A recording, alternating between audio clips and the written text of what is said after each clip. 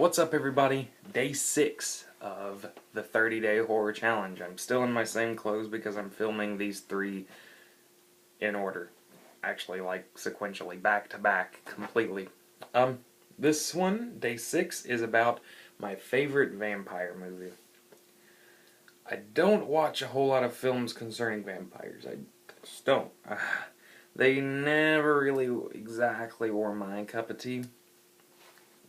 The mythos and the lore is interesting, but overall, a lot of films concerning vampires, except for the privileged few, have either just been forgettable or lackluster to me. There's been a few vampire movies that I've seen that are fairly good. Some of them I wouldn't consider horror films, some of them I would. A few honorable mentions are Nosferatu. I didn't want to give Nosferatu another spot, even though that might have been what it might have been on this one as well, had I not given it those circumstances, so that's an honorable mention.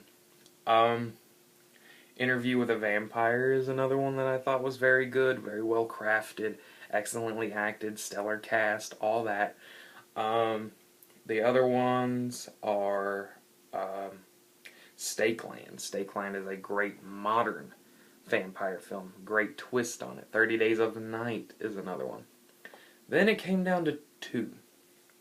And I'm honestly still struggling to make up my mind here. I don't know if I want to differentiate from my previous list or stick with the choice from before. But I think I'm going to go with Bram Stoker's Dracula, directed by Francis Ford Coppola, however the hell you want to pronounce his name. Everybody pronounces it differently. It was either going to be that or Fright Night. I love Fright Night. It's 80s cheese at its best. But as a vampire film, no, I'll give it to Dracula for this one. Dracula, obviously, is the king of vampires, and there's been many great Dracula adaptations in the world. The one with Bela Lugosi, obviously. Then throughout the years with the Hammer series of films with Christopher Lee at the helm as the Count himself. And then we have this one with Gary Oldman. And why does this one shine above the rest to me? Really just because I got more of a sense of who Dracula was. He just wasn't this bloodthirsty monster that was trying to infect all these ladies with his vampire disease thing that he has. He was much more well-rounded as a character. He had much more layers in this film, and that's one of the main reasons why I liked it, is Dracula was a much more fascinating character.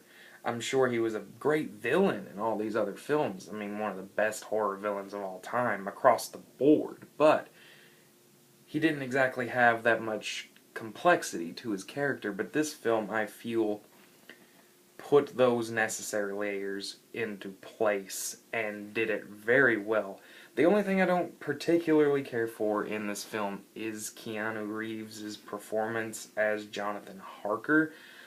But every film has its little quirks and things that you'd like to be tweaked and all that. But overall, this film has very creepy imagery. I remember watching this on Halloween and being fairly frightened by it, to be honest with you.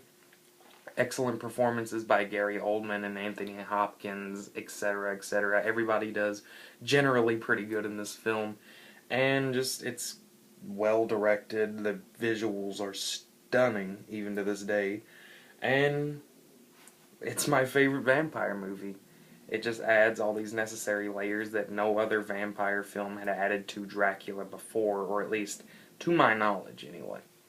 I don't know. Anyway, that has been day 6. On to day 7 next. Don't forget to check out my channel for the previous 30-day horror challenge videos, and don't forget to stay tuned for the ones coming up, finally ending on October 31st. Anyway, I'll see you guys next time.